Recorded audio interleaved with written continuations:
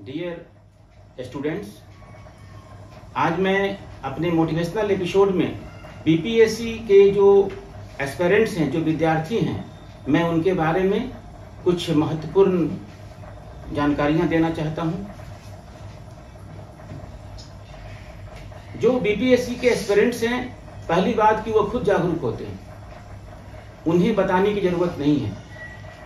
लेकिन मैं इतना अवश्य कहना चाहता हूं कि आप समय का सम्मान करें, तभी समय आपका सम्मान करेगा। और जो बीपीएससी की तैयारी कर रहे हैं, बिहार लोक सेवा आयोग, तो इसको टारगेट मान करके आप चलिए और बीपीएससी की तैयारी के साथ साथ जैसे स्टेट पीसीएस है या उत्तर प्रदेश लोक सेवा आयोग है या कंबाइंड डिफेंस सर्विसेज हैं या सीडीपीओ के एग्जामिनेशन हैं, ये सारी की तैयारी एक साथ हो जाएगी, क्योंकि सब में जीएस और जीके है।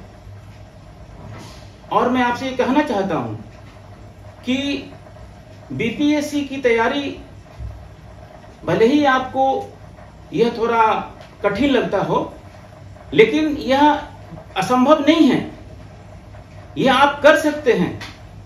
इम्पॉसिबल खुद कहता है कि आई एम पॉसिबल।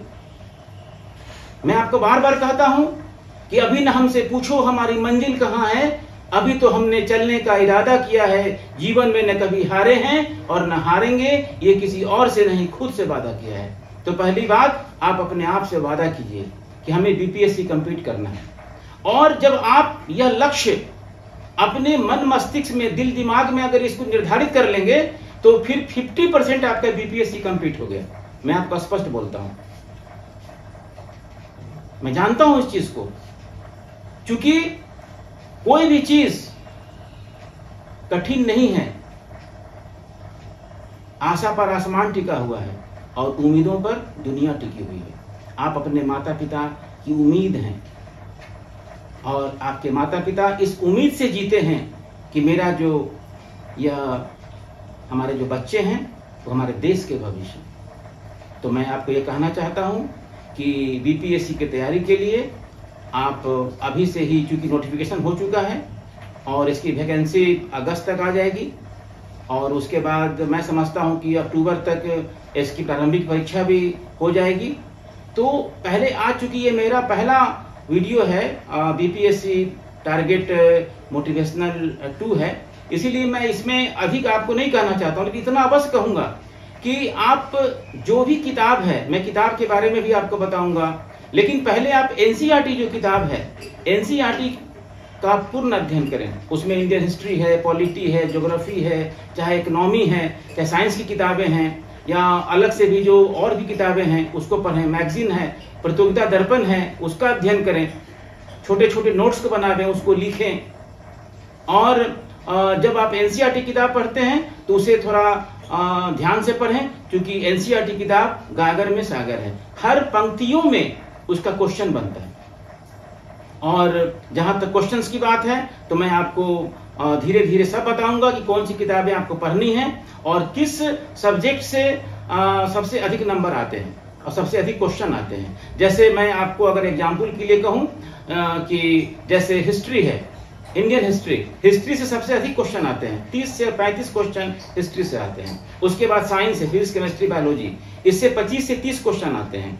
जहां तक करंट अफेयर्स है, करंट अफेयर्स को आप जनवरी से देखिए और पिछले 6 महीना का आप करंट अफेयर्स देखिए, और प्रतियोगिता दर्पण से देखिए, एक पेपर लीजिए, हिंदुस्तान या दैनिक जागरण लीजिए, उसको देखिए, और कभी कभी न्यूज आप सुन लीजिए। लेकिन दर्पण काफी है। दर्पण अगर मैगजीन अगर आप हर महीने का लेते हैं और उसे रेगुलरली अगर देखते हैं, पढ़ते हैं, तो वह काफी है।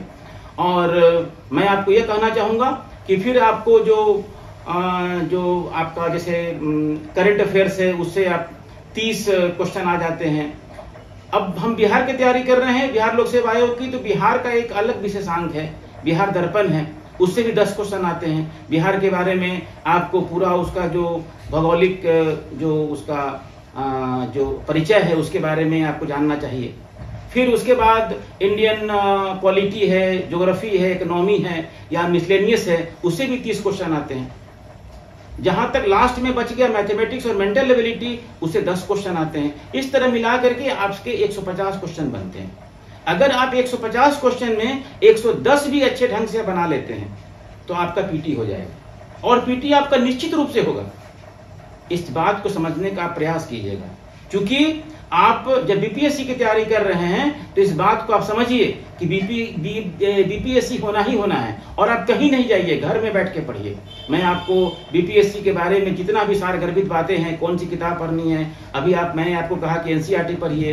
वो एनसीईआरटी की किताब अगर 6 से लेकर के आप 10 तक पढ़ते हैं तो बहुत अच्छी बात है, 11-12 भी पढ़ लेते हैं तो और भी अच्छी बात है। इससे क्या होगा कि आप चूंकि ओरिजिनल बुक्स है ये, और ये पढ़ने में आपको बहुत सारे सब्जेक्ट में आपको सहायता मिलेगी। तो मैं यही कहूंगा कि the person who has no ambition is the poorest man of the world. जिस व्यक्ति के जीवन में कोई उद्देश्य नहीं होता है वो सबसे गरीब आदमी होता है, गरीब व्यक्ति होता है। तो हमारे डियर फ्रेंड्स, प्यारे दोस्तों, everybody should have an aim in life. A man without an aim in life is merely a puppet of circumstances. He dreams aimlessly and can never achieve success in his life.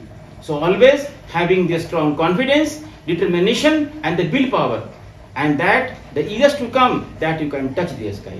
Thank you very much.